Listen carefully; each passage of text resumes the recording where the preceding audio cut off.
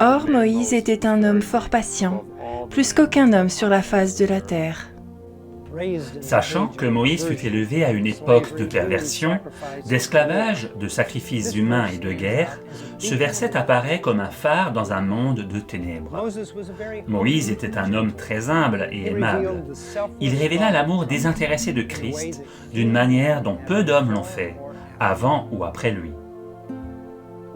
Alors qu'il considérait la méchanceté du peuple, qu'il était appelé à conduire hors d'Égypte, et ayant enduré ses accusations contre lui, ainsi que son désir de le tuer, Moïse pria malgré tout pour lui.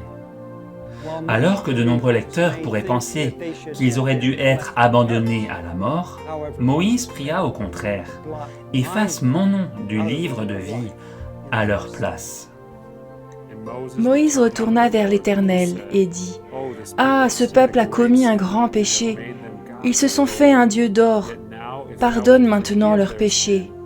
Sinon, efface-moi de ton livre que tu as écrit. » Il est facile de lire ce passage et de passer rapidement à autre chose, mais offrir votre vie pour ceux qui ne pourraient se soucier moins de vous, ou bien vous haïssent et ont même tenté de vous tuer, les seuls êtres créés dont il est écrit que leurs visages brillèrent de la gloire de Dieu sont les anges. Cet homme avait passé 40 ans dans le désert, prenant soin des moutons, berçant les agneaux dans ses bras, les conduisant gentiment et les protégeant du danger. Au Sinaï, il passa 40 jours seul dans la présence de Dieu, communiant avec le Sauveur des hommes, plein de grâce, de tendresse et d'amour. Moïse comprit le plan du salut. Il avait demandé avec ferveur de voir la gloire de Dieu, et c'est à lui que Dieu révéla son caractère. Miséricordieux, plein de grâce et de patience, abondant en bonté et en vérité. Moïse supporta longtemps les mensonges et les insultes soulevées contre lui. Il plaida devant Dieu pour les hommes qui désiraient sa position. Il n'est pas surprenant que notre Père désira fortement ressusciter Moïse de la tombe et le prendre avec lui au ciel pour poursuivre cette douce communion et le faire assister Jésus dans son ministère pour l'œuvre du salut. Avec cet arrière-plan, en relation avec les principes du chapitre précédent, nous nous aventurons dans certaines histoires très violentes reliées à la vie de Moïse. Moïse se plaça à la porte du camp et dit « À moi ceux qui sont pour l'Éternel ». Et tous les enfants de Lévi s'assemblèrent auprès de lui. Il leur dit « Ainsi parle l'Éternel, le Dieu d'Israël, que chacun de vous mette son épée au côté, traversez et parcourez le camp d'une porte à l'autre, et que chacun tue son frère, son parent. » Les enfants de Lévi firent ce qu'ordonnait Moïse, et environ 3000 hommes parmi le peuple périrent en cette journée. 4 versets plus loin, Moïse offre de renoncer à sa vie éternelle s'il n'est pas possible que le péché d'Israël soit pardonné. Moïse connaissait le grand amour et la miséricorde de Dieu, et savait pourtant en son fort intérieur que le péché gravissime qu'ils avaient commis fut accompli dans un défi et une méchanceté sans bornes devant Dieu. Quelle était cette méchanceté? Ce fut l'adoration du veau d'or, l'un des dieux de l'Égypte. L'Éternel dit à Moïse, « Va, descends, car ton peuple que tu as fait sortir du pays d'Égypte s'est corrompu. Ils se sont promptement écartés de la voie que je leur avais prescrite. Ils se sont fait un veau en fonte. Ils se sont prosternés devant lui, ils lui ont offert des sacrifices, et ils ont dit, « Israël, voici ton Dieu qui t'a fait sortir du pays d'Égypte. » Seulement 40 jours plus tôt, Israël s'était engagé à adorer le vrai Dieu en promettant de lui être loyal. En moins de 6 semaines, ils dansaient, buvaient et s'engageaient dans la débauche, tout en offrant les sacrifices aux dieux inutiles de l'Égypte. Il nous faut remonter dans l'histoire pour avoir une vue plus large sur les problèmes en question. Avant les événements des plaies, le Seigneur avait promis 7 choses aux Israélites en accomplissement de l'alliance faite avec Abraham, Isaac et Jacob. Ces promesses sont inscrites dans Exode 6, versets 6 à 8. 1. Je vous affranchirai des travaux dont vous chargent les Égyptiens, et je vous délivrerai de leur servitude, et je vous sauverai à bras étendus et par de grands jugements. Et, quatrièmement, je vous prendrai pour mon peuple.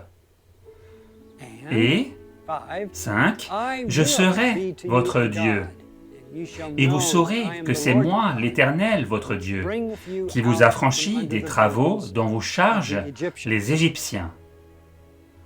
Et, sixièmement, je vous ferai entrer dans le pays que j'ai juré de donner à Abraham, à Isaac et à Jacob.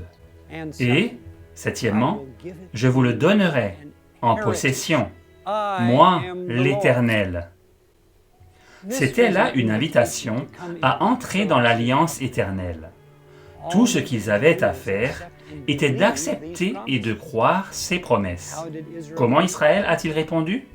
Moïse parla ainsi aux enfants d'Israël, mais ils n'écoutèrent pas Moïse à cause de l'angoisse de leur esprit et du cruel esclavage. Ils refusèrent d'écouter ou d'accepter l'offre. Pourquoi refuseriez-vous une offre aussi merveilleuse que celle-ci? La réponse se trouve dans les paroles, mais l'angoisse et la dure servitude. Ils accusèrent le Seigneur de la dureté de leur situation, et c'est pourquoi ils refusèrent de le croire. Mais leur esclavage n'était attribuable qu'à eux-mêmes. Un grand nombre d'entre eux avaient abandonné l'adoration du vrai Dieu, comme l'a prouvé leur adoration du veau d'or. Ils avaient abandonné le sabbat et toutes les protections en rapport avec les commandements de Dieu. Tout cela était entièrement de leur propre faute. Mais plutôt que de confesser leurs péchés et d'accepter l'offre avec reconnaissance, ils choisirent au contraire de projeter leur culpabilité sur Dieu lui-même. Combien le cœur humain est méchant! Après avoir été miraculeusement délivrés de tous ces siècles d'esclavage, ils défièrent Dieu, refusant absolument de se repentir et d'accepter la responsabilité de cette crise. Dans sa grande miséricorde et dans son amour, Dieu choisit de les délivrer alors même que la grande majorité refusa d'écouter. Ce n'est pas avant de se tenir debout sur la rive opposée de la mer Rouge et de voir tous leurs persécuteurs morts sur la plage que leurs esprits enténébrés commencèrent à assimiler qu'ils étaient réellement libres. L'esclavage physique avait été enlevé, mais les esprits étaient toujours fermement enchaînés. Les murmures et les plaintes commencèrent. Et toute l'assemblée des enfants d'Israël murmura dans les déserts contre Moïse et Aaron. Les enfants d'Israël leur dirent, « Que ne sommes-nous morts par la main de l'Éternel dans le pays d'Égypte, quand nous étions assis près des pots de viande, quand nous mangions du pain à satiété, car vous nous avez menés dans ce désert pour faire mourir de faim toute cette multitude. » Il est important de relever ici que toute la congrégation a murmuré contre Moïse et Aaron.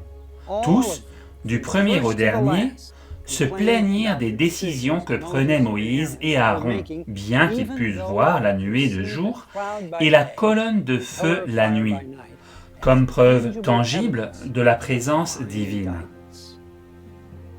Cet esprit d'accusation et de murmure est l'esprit de Satan. Il est l'accusateur des frères, et cet esprit a régné sur toute la congrégation tout au long du voyage dans le désert. Nous nous souvenons qu'aucun des enfants d'Israël n'a accepté les 7 promesses de Dieu, mais qu'ils ont préféré le blâmer pour leurs circonstances. Ces petits tests ont été utilisés par Dieu afin de permettre aux Israélites d'exercer leur foi. Au lieu de cela, ils ont révélé leur manque de gratitude et de reconnaissance. Aucun des Israélites n'était dans l'Alliance éternelle, et aucun d'entre eux n'était rempli de l'Esprit de Christ.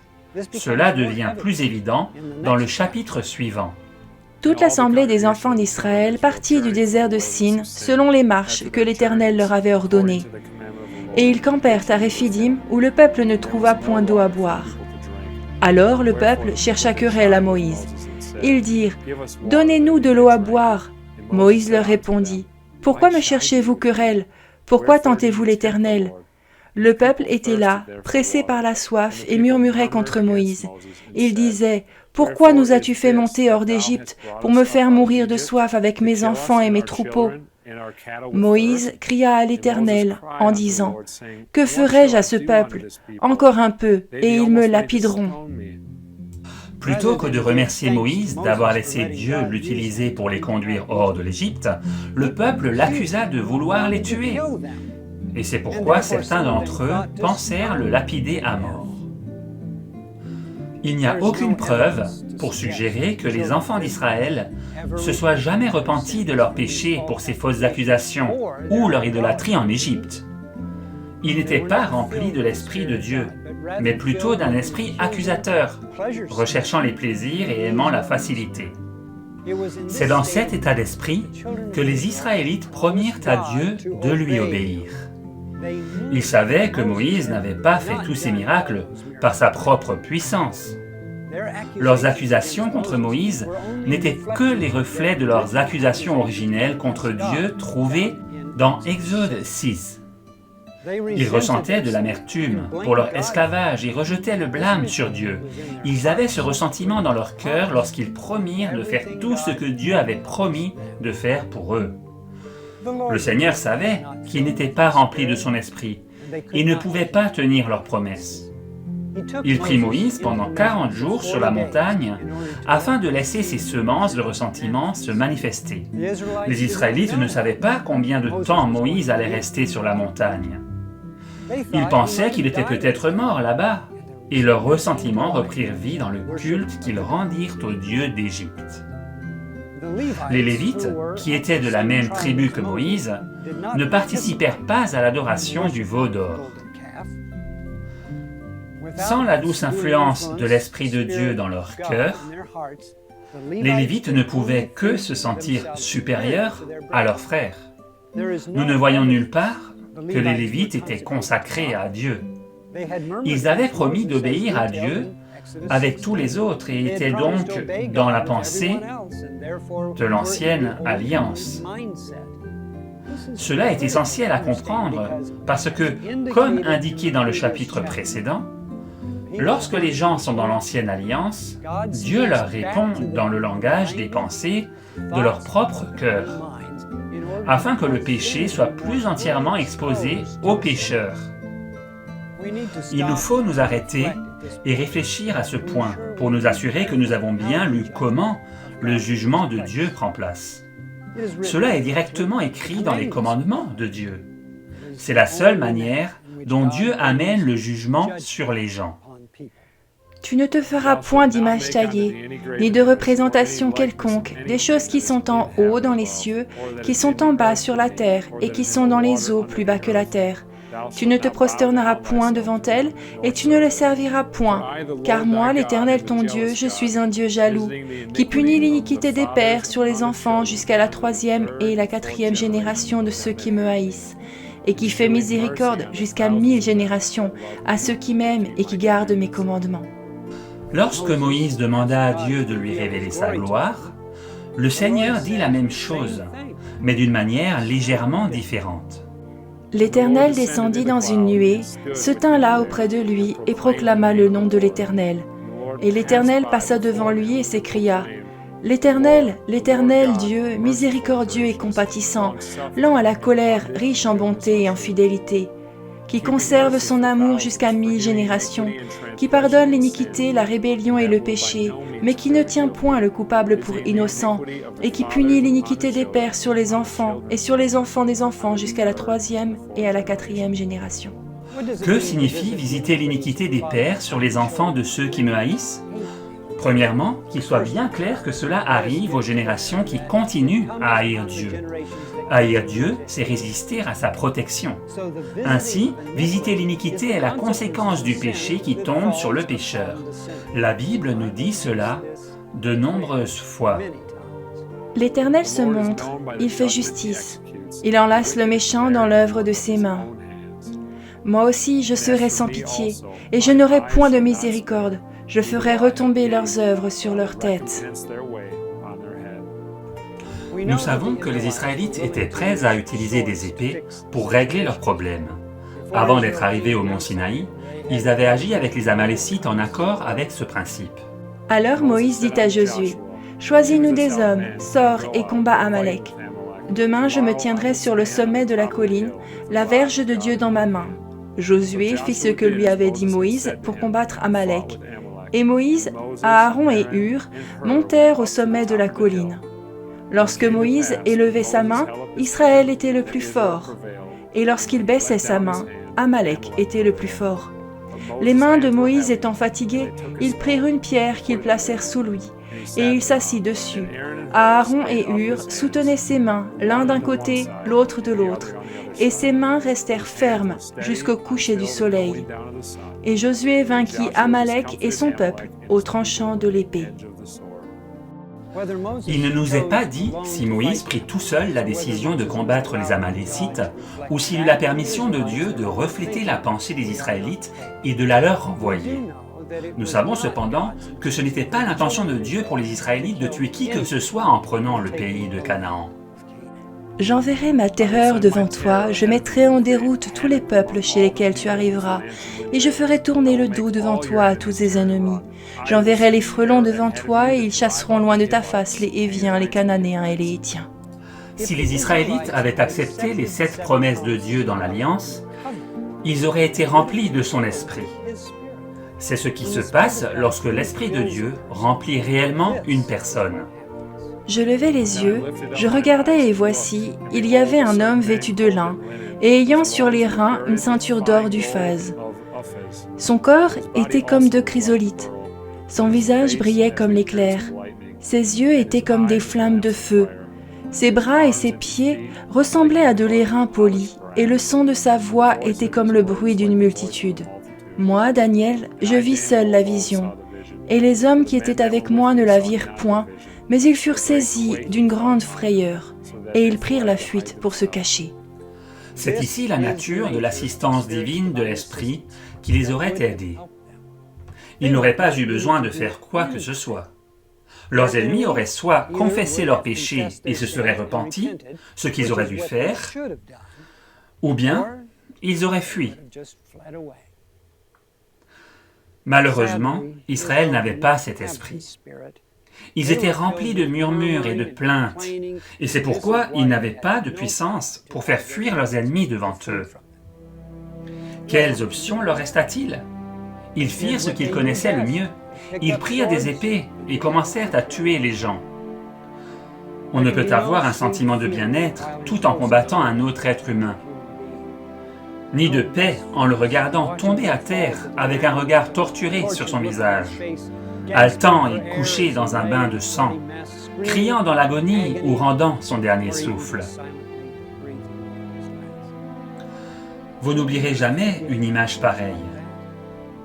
Tout homme tuant un autre homme ne reçoit pas l'esprit paisible de Christ.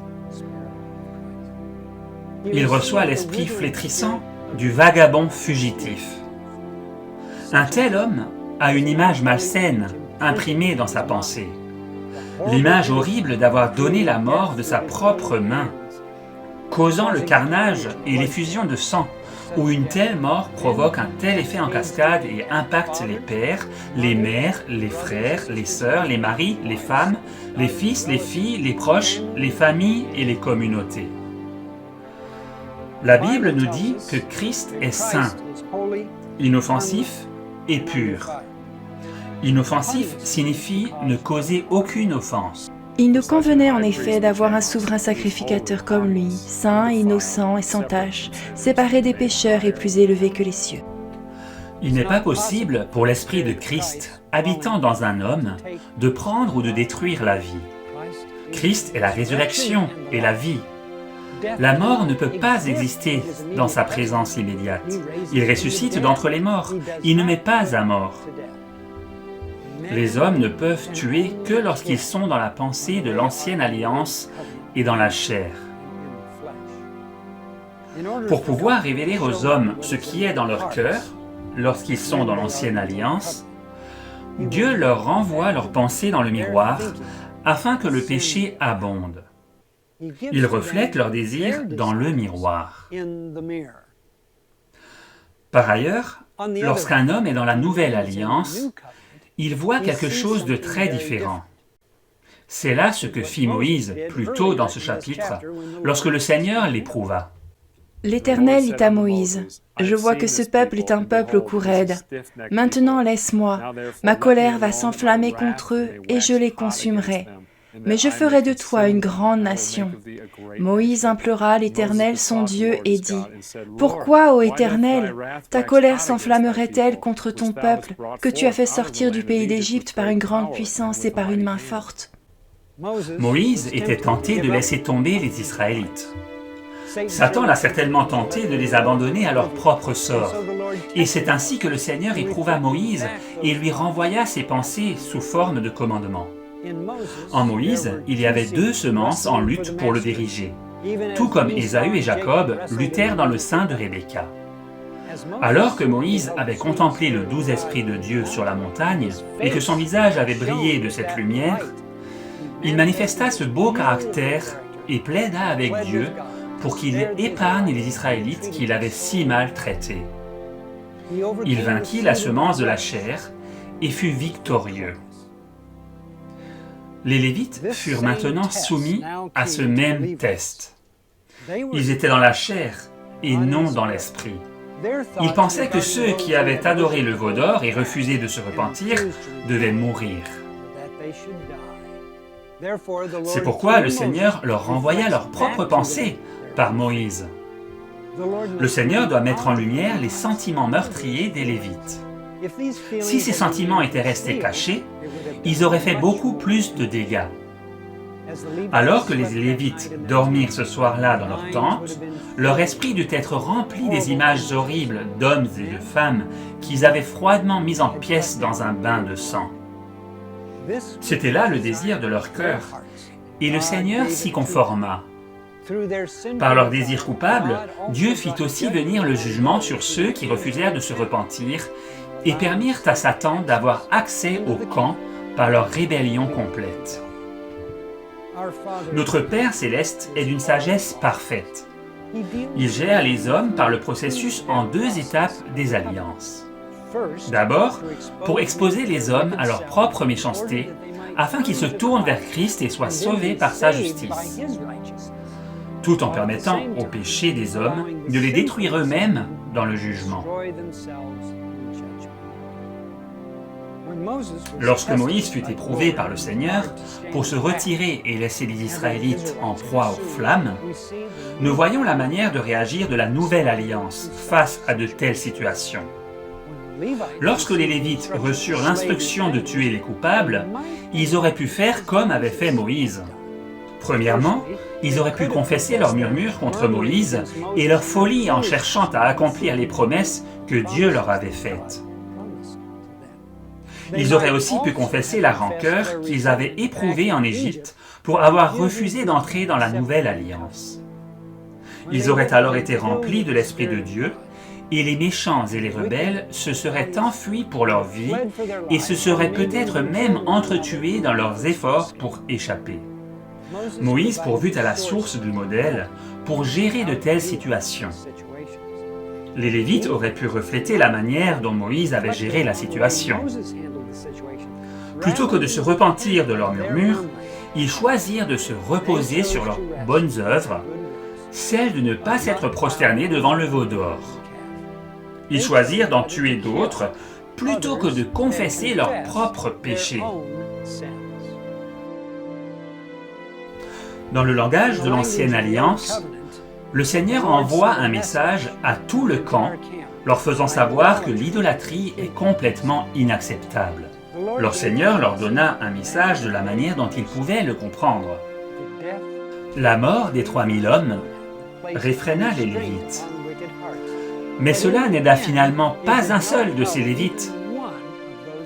Aucun d'entre eux n'entra dans la terre promise. Ils tombèrent tous dans le désert et moururent. Puisque de tous ceux qui avaient quitté l'Égypte, seuls Caleb et Josué entrèrent dans le pays promis.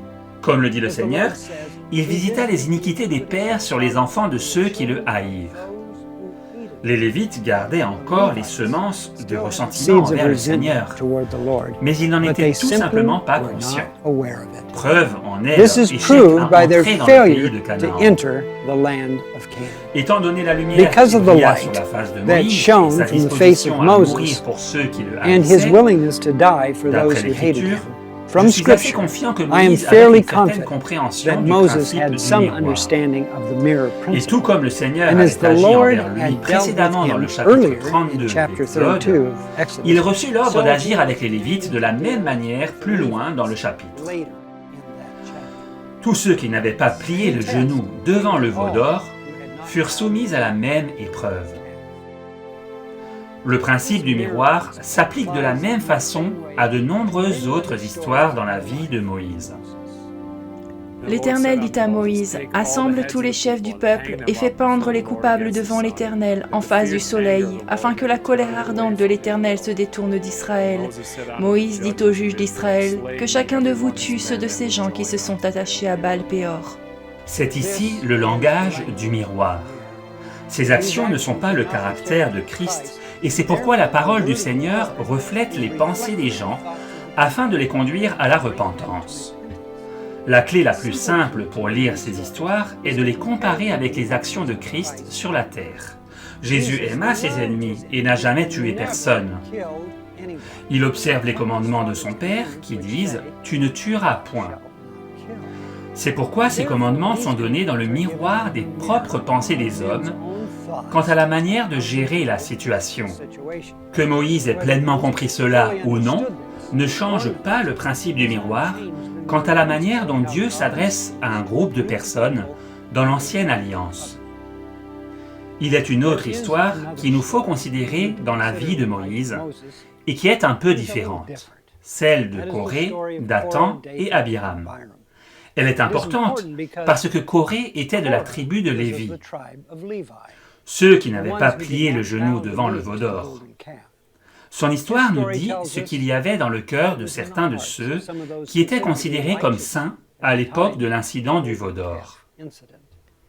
Coré, fils de Jitséar, fils de Kehat, fils de Lévi, se révolta avec Dathan et Abiram, fils d'Eliab, et On, fils de Pélet, tous trois fils de Ruben.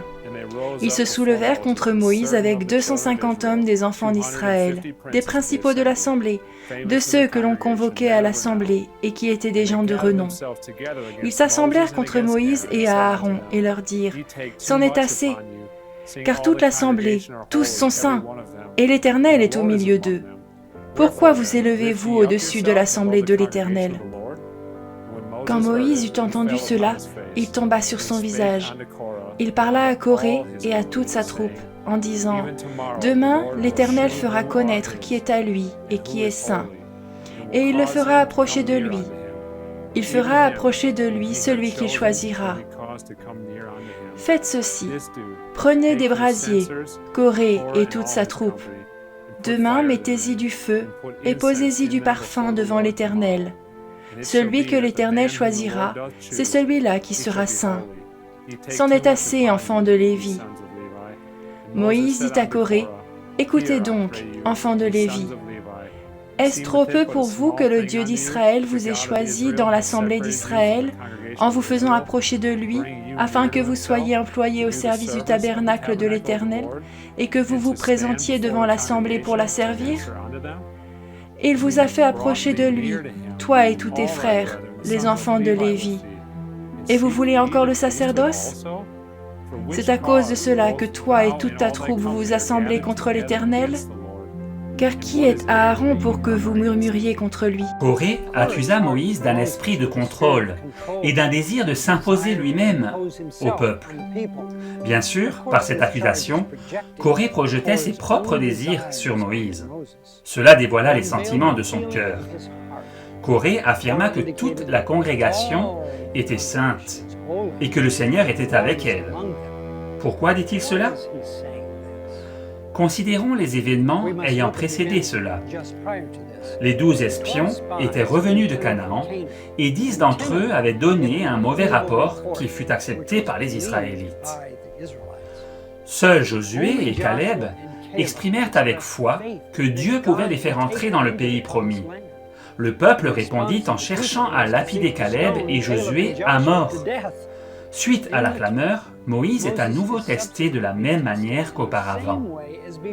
Le Seigneur teste Moïse par l'offre d'une meilleure nation en remplacement de celle-ci. Le peuple était si méchant que ce dut être une grande tentation de céder au désir de se débarrasser d'eux. Et l'Éternel dit à Moïse, « Jusqu'à quand ce peuple me méprisera-t-il?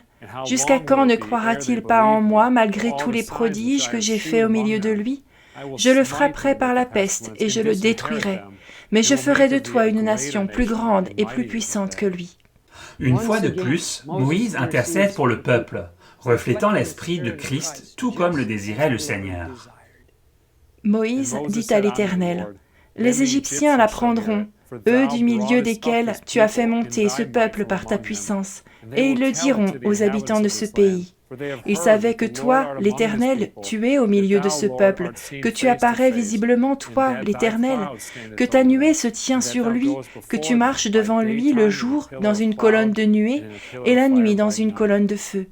Si tu fais mourir ce peuple comme un seul homme, les nations qui ont entendu parler de toi diront, « L'Éternel n'avait pas le pouvoir de mener ce peuple dans le pays qu'il avait juré de lui donner. C'est pour cela qu'il l'a égorgé dans le désert. » Maintenant, que la puissance du Seigneur se montre dans sa grandeur, comme tu l'as déclaré en disant, « L'Éternel est lent à la colère et riche en bonté. Il pardonne l'iniquité et la rébellion, mais il ne tient point le coupable pour innocent, et il punit l'iniquité des pères sur les enfants jusqu'à la 3e et la 4e génération. Pardonne l'iniquité de ce peuple selon la grandeur de ta miséricorde, comme tu as pardonné à ce peuple depuis l'Égypte jusqu'ici. » Le Seigneur pardonna aux Israélites, ce qui leur épargna de souffrir des conséquences immédiates de leur rébellion coupable. Au lieu de cela, le Seigneur renvoya vers le peuple leur propre jugement, en ce qu'il disait que Dieu essayait de les tuer dans le désert. « Dis-leur, je suis vivant, dit l'Éternel. Je vous ferai ainsi que vous avez parlé à mes oreilles. Vos cadavres tomberont dans ce désert. Vous tous dont on a fait le dénombrement en vous comptant depuis l'âge de 20 ans et au-dessus, et qui avez murmuré contre moi. Vous n'entrerez point dans le pays que j'avais juré de vous faire habiter, excepté Caleb, fils de Jephunneh, et Josué, fils de Nun. » Souvenons-nous que cette peine de mort n'avait pas pour but de simplement détruire le peuple, mais elle était un ministère de mort prévu pour conduire les Israélites à la repentance. S'ils avaient accepté le décret et confessé leur méchanceté, ils auraient toujours obtenu la vie éternelle, tout comme Moïse. Moïse n'entra pas dans le pays de Canaan, mais il reçut malgré tout la vie éternelle. Tous les enfants d'Israël auraient pu faire la même chose s'ils s'étaient repentis.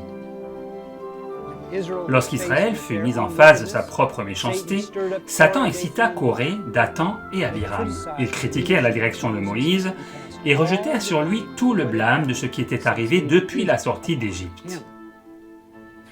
Par Moïse, Dieu dit au peuple qu'ils étaient mauvais et qu'ils allaient certainement voir la mort. Cela avait pour but de les amener à la repentance, mais ils choisirent plutôt de blâmer Moïse pour les échecs qui avaient eu lieu. Les accusations devinrent très personnelles. « N'est-ce pas assez que tu nous aies fait sortir du pays où coule le lait et le miel pour nous faire mourir au désert sans que tu continues à dominer sur nous? Et ce n'est pas dans un pays où coule le lait et le miel que tu nous as menés. Ce ne sont pas des champs et des vignes que tu nous as donnés en possession. Penses-tu crever les yeux de ces gens? Nous ne monterons pas. » Moïse fut très irrité et il dit à l'Éternel, « N'aie point égard à leur offrande. Je ne leur ai pas même pris un âne, et je n'ai fait de mal à aucun d'eux. » Moïse fut accusé de s'établir comme prince sur eux et d'essayer de tuer ces hommes et de prendre leurs biens. Le mot hébreu « irrité » peut être traduit « peiné ». Moïse avait tant fait pour ces personnes. Il avait même offert de céder sa vie éternelle pour eux. Pourtant, presque toute la congrégation préféra accepter les mensonges et les accusations de Coré, Dathan et Abiram, plutôt que de se repentir de leur méchanceté. Cela blessa profondément Moïse. Ce test le poussa à ses extrêmes limites. Coré réunit toute la congrégation contre Moïse, puis le Seigneur intervint. Et Coré convoqua toute l'assemblée contre Moïse et Aaron à l'entrée de la tente d'assignation. Alors la gloire de l'Éternel apparut à toute l'assemblée. Une fois de plus, Moïse fut éprouvé quant au choix de laisser tout le peuple périr ou de plaider pour lui. Et l'Éternel parla à Moïse et à Aaron et dit : « Séparez-vous du milieu de cette assemblée, et je les consumerai en un seul instant. » Ils tombèrent sur leur visage et dirent : « Ô Dieu, Dieu des esprits de toute chair, un seul homme a péché et tu t'irriterais contre toute l'assemblée ?» Une fois de plus, Moïse reste fidèle et plaide pour le peuple. Quel précieux esprit résidait dans le cœur de Moïse! Combien Moïse était fidèle pour plaider en faveur du peuple! Moïse parle alors d'un homme, Coré. Le test va plus loin à présent. Le Seigneur instruisit Moïse. L'Éternel parla à Moïse et dit : « Parle à l'assemblée et dis : Retirez-vous de toutes parts, loin de la demeure de Coré, de Dathan et d'Abiram. » Moïse se leva et alla vers Dathan et Abiram, et les anciens d'Israël le suivirent. Il parla à l'assemblée et dit : « Éloignez-vous des tentes de ces méchants hommes, et ne touchez à rien de ce qui leur appartient, de peur que vous ne périssiez en même temps qu'ils seront punis pour tous leurs péchés. » Ces hommes sont sur le point de sortir totalement de la haie de protection de Dieu. Lorsque le commandement de s'éloigner de leur tente fut donné, ils auraient même, aussi tardivement, pu se repentir, mais ils restèrent dans une attitude de défi jusqu'à la fin, étant dirigés par l'esprit de Satan. Celui-ci avait le contrôle de ces hommes et devait à présent trouver un moyen de rendre Dieu responsable de leur destruction. Ils se retirèrent de toutes parts, loin de la demeure de Coré, de Dathan et d'Abiram. Dathan et Abiram sortirent et se tinrent à l'entrée de leur tente avec leurs femmes, leurs fils et leurs petits-enfants. Moïse dit : « À ceci vous connaîtrez que l'Éternel m'a envoyé pour faire toutes ces choses et que je n'agis pas de moi-même. Si ces gens meurent comme tous les hommes meurent, s'ils subissent le sort commun à tous les hommes, ce n'est pas l'Éternel qui m'a envoyé. Mais si l'Éternel fait une chose inouïe, si la terre ouvre sa bouche pour les engloutir avec tout ce qui leur appartient, et qu'ils descendent vivants dans le séjour des morts, vous saurez alors que ces gens ont méprisé l'Éternel. » Comme il achevait de prononcer toutes ces paroles, la terre qui était sous eux se fendit. La terre ouvrit sa bouche et les engloutit, eux et leurs maisons, avec tous les gens de Coré et tous leurs biens. Ils descendirent vivants dans le séjour des morts, eux et tout ce qui leur appartenait. La terre les recouvrit et ils disparurent au milieu de l'assemblée. Ces conspirateurs avaient remis en question le droit de Moïse de les diriger. Ils l'accusèrent de chercher à s'élever en prince sur eux. Toute la congrégation s'était tournée contre Moïse à cause de l'œuvre de Coré et de ses associés. Considérons encore attentivement ce que dit Moïse. Moïse dit : « À ceci vous connaîtrez que l'Éternel m'a envoyé pour faire toutes ces choses, et que je n'agis pas de moi-même. Si ces gens meurent comme tous les hommes meurent, s'ils subissent le sort commun à tous les hommes, ce n'est pas l'Éternel qui m'a envoyé. Mais si l'Éternel fait une chose inouïe, si la terre ouvre sa bouche pour les engloutir avec tout ce qui leur appartient, et qu'ils descendent vivants dans le séjour des morts, vous saurez alors que ces gens ont méprisé l'Éternel. » Le peuple avait vu de nombreuses preuves indiquant que le Seigneur était avec Moïse par tout ce qui s'était passé en Égypte, à la mer Rouge et au mont Sinaï. Les preuves abondaient soutenant que Moïse était envoyé par le Seigneur. Dans le contexte formulé par Moïse, un miracle accompli par le Seigneur était un miracle répondant à un doute. Lorsque Jésus fut questionné par Satan concernant sa position comme fils de Dieu, il refusa d'accomplir un miracle en réponse à la tentation, en rapport avec « si tu es ». Et lorsque le tentateur s'approcha de lui, il dit : « Si tu es le Fils de Dieu, ordonne que ces pierres deviennent des pains. » Mais il répondit et dit, « Il est écrit, l'homme ne vivra pas de pain seulement, mais de toute parole qui sort de la bouche de Dieu. » Après tout ce que Moïse avait fait, tout comme pour Jésus, ils l'abandonnèrent tous et s'enfuirent.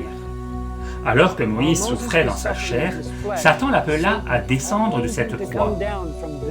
Il fut tenté de faire appel à un miracle pour soutenir sa position. Pas une seule fois, Christ ne répondit à la question « si ».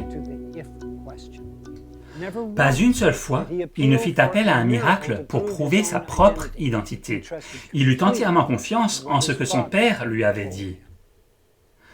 Jean le Baptiste, qui était le plus grand de tous les prophètes, rencontra le même test en prison.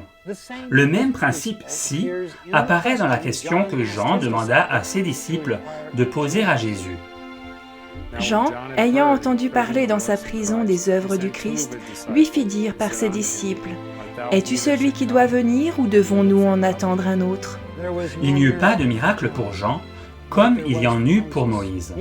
Il mourut avec la confiance totale que Christ était effectivement le Messie. Les disciples de Jean revinrent de leur entretien avec Jésus et donnèrent à Jean la confirmation qu'il désirait. Lorsque le Seigneur dit à Moïse de dire au peuple de s'éloigner de Corée, Dathan et Abiram, Moïse assuma-t-il des responsabilités qui ne lui avaient pas été données lorsqu'il exprima les questions « si » ?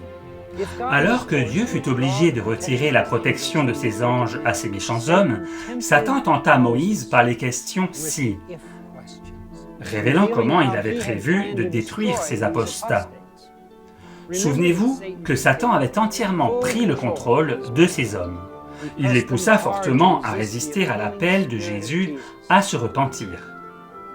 Jésus est celui qui restaure, alors que Satan est le destructeur. Et par les doutes placés dans la pensée de Moïse, Satan put cacher son œuvre de destruction afin qu'elle apparaisse comme un jugement venant directement de Dieu.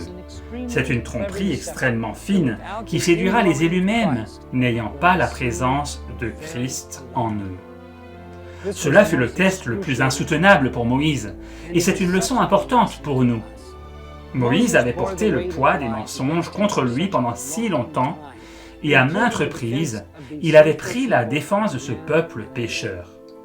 Lorsqu'arriva ce méchant homme et ses associés qui avaient détourné tout le monde, le test devint gigantesque.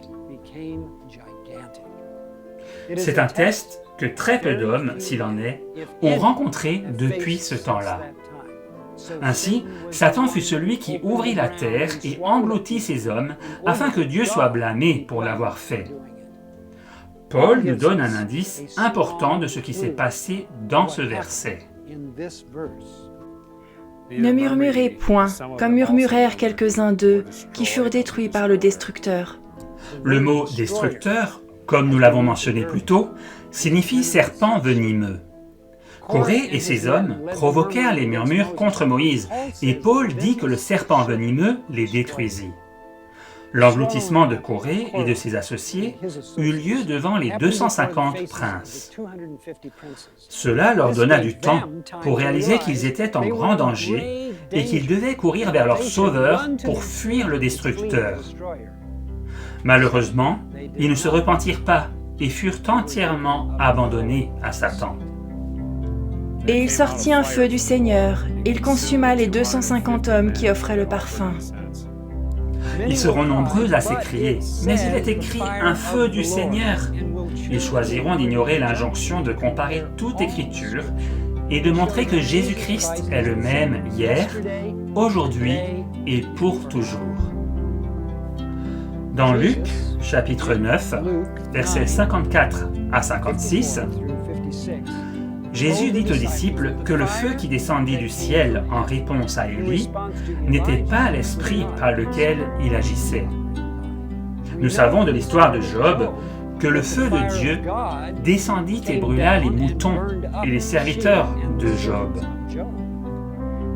Il parlait encore lorsqu'un autre vint et dit « Le feu de Dieu est tombé du ciel, a embrasé les brebis et les serviteurs et les a consumés. Et je me suis échappé moi seul pour t'en apporter la nouvelle. » Nous savons que Satan fit descendre ce feu réel et les consuma. Ainsi, si dans ce texte il est question d'un feu physique, c'est par Satan qu'il arriva. Cependant, comme cela est expliqué dans le chapitre « Ange destructeur », ce feu aurait pu être la conviction de l'Esprit de Dieu qui frappa de terreur les cœurs de ces hommes, entièrement révélés tel un flash de lumière. L'Esprit frappa sans clémence la conscience de ces hommes pour leurs péchés et les pressa de se repentir. Mais comme ils ne pouvaient croire en un Dieu miséricordieux, leurs péchés les consumèrent. Comme nous l'avons déjà vu, ce principe du feu du ciel est mentionné dans plusieurs passages de la Bible. Lorsque ces 250 princes refusèrent de se repentir et que Dieu retira sa protection angélique, Satan les a-t-il consumés en envoyant du feu physique, ou étaient simplement les charbons de feu de la conviction du péché? Il est naturel de supposer que lorsque ces princes furent consumés, ils furent réduits en cendres. Mais tout comme nous l'apprenons dans l'histoire de Nadab et Abihu, le feu qui les consuma ne brûla même pas leurs vêtements. Alors le feu sortit de devant l'Éternel et les consuma. Ils moururent devant l'Éternel. Moïse dit à Aaron, « C'est ce que l'Éternel a déclaré lorsqu'il a dit, « Je serai sanctifié par ceux qui s'approchent de moi, et je serai glorifié en présence de tout le peuple. » Aaron garda le silence. Et Moïse appela Michaël et Elsaphan, fils d'Uziel, oncle d'Aaron, et il leur dit, « Approchez-vous, emportez vos frères loin du sanctuaire, hors du camp. » Ils s'approchèrent, et ils les emportèrent dans leurs tuniques hors du camp, comme Moïse l'avait dit. De tous les principes que nous avons appris, il est évident que les Écritures offrent plusieurs explications pour montrer que Dieu n'est pas le destructeur, mais que c'est Satan. Une compréhension juste des alliances, conjointement avec la vie parfaite de Jésus sur la terre, ramène ces histoires violentes à leur source. Celui qui a la puissance de la mort, c'est-à-dire le diable. Moïse fut l'homme le plus doux et le plus aimable qui n'ait jamais vécu jusqu'à l'époque du Christ. De nombreuses choses erronées lui ont été attribuées par une fausse compréhension des alliances. Sous l'épreuve la plus sévère, il fut tenté, et cela permit à Satan de couvrir son œuvre de destruction. Ce test nous aurait tous vaincus. C'est pourquoi nous ne pouvons juger Moïse pour ce qui s'est passé. Mais nous voyons aussi comment une seule faute sous les tentations de Satan peut avoir d'énormes ramifications, particulièrement si c'est un dirigeant qui a perdu Christ de vue. Il est important de comprendre la leçon donnée ici, afin d'être à même de voir une expression uniforme du caractère de Dieu dans l'Écriture. Seul Christ nous donne cette image parfaite. Combien nous devrions être reconnaissants de cet exemple, qui nous permet de lire l'Ancien Testament à sa pure lumière, et de discerner la vérité de la douceur de notre Père, dont Moïse était un brillant exemple.